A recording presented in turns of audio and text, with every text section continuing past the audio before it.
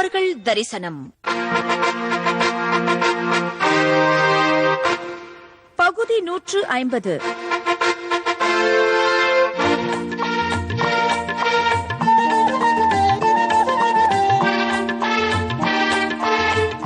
பரகாலன் பகர்ந்த 10.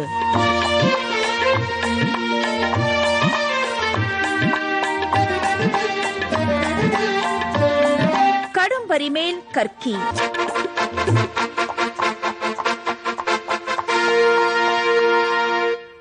மீனோடு ஆமை கேழல் அரி குரலாய் முன்னுமிராமனாய் தானாய் பின்னுமிராமனாய் தாமோதரனாய் கற்கியுமானான். இது திருமங்கை ஆழ்வாருடைய பாடல். நாம் ஆழ்வார்கள் தரிசனத்தில் ஒவ்வொரு வாரமாக பரகாலன், அதாவது திருமங்கை மன்னன் அனுபவித்த விபவாவதாரங்களை, அவதார சிறப்புகளை கண்டுகளித்து வருகிறோம். அதில் கடைசியாக கல்கி அவதாரம். திருமங்கையாழ்வார் திருக்கடன்மல்லை என்னும் மகாபலிபுரத்தை பாடும்போது அங்கே குதிரை மேலே கல்கியாக எம்பெருமான் எழுந்தருளுகிறான் என்று கூறுகிறார். கலியுகத்தினுடைய இறுதியில் நடக்க வேண்டியது கல்கி அவதாரம். கல்கி எனும் சொல்லுக்கு பொருள் கல்க என்றால் பாபம். பாபங்களை அழிப்பவர், பாபிகளை நாசம் பண்ணுபவர் கல்கி என்று கொண்டாடப்படுகிறார். புராணங்களில் இந்த கல்கி அவதாரத்தை பற்றி கூறும்போது கலியுகத்தினுடைய இறுதியில் சம்பளம் என்னும் கிராமத்தில் விஷ்ணு யசஸ் என்பவருக்கும் சுமதி என்பாளுக்கும் அவர் திருமகனாக அவதரிப்பார். பிரம்மதத்தர் என்பவருடைய மகளான பத்மா எனும் தேவியை திருமணம் புரிவார்.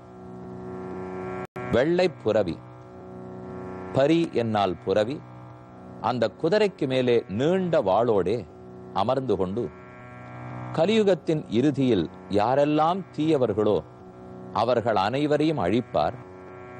எல்லாரையும் அழிக்க மாட்டார். தீயவர்களை அழித்து தீமையை ஒழித்து மீண்டும் நல்லவர்களை ஸ்தாபித்து மறுபடியும் கிருத்தயுகத்தை சுழல விடுவார். இதுதான் கல்கியினுடைய பெருமை. ஸ்ரீ வேதாந்த தேசிகன் கல்கியை பற்றி கூறும்போது பவத்வம்சாய நஹ் கல்பதாம் கல்கி விஷ்ணு யசஸ்வதா கலிகதா காலுஷ்ய கூலங்கஷா என்று தசாவதார ஸ்தோத்திரத்தில் சாதிக்கிறார். இந்த கலி புருஷனால் ஏற்பட்ட பெரும் குழப்பம், தீமை, பாபம், அதை அனைத்தையும் மிச்சமில்லாமல் அழிப்பார். அப்படிப்பட்ட கல்கி பகவான் நம்முடைய சம்சார சாகரத்தையும் வற்றச் செய்யட்டும்.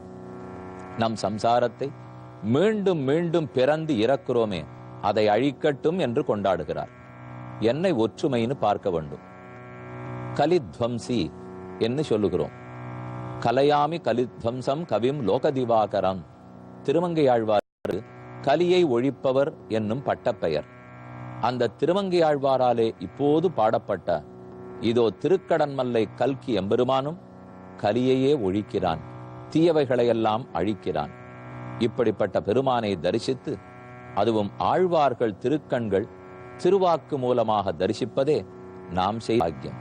மேலும் நோக்குவோம்.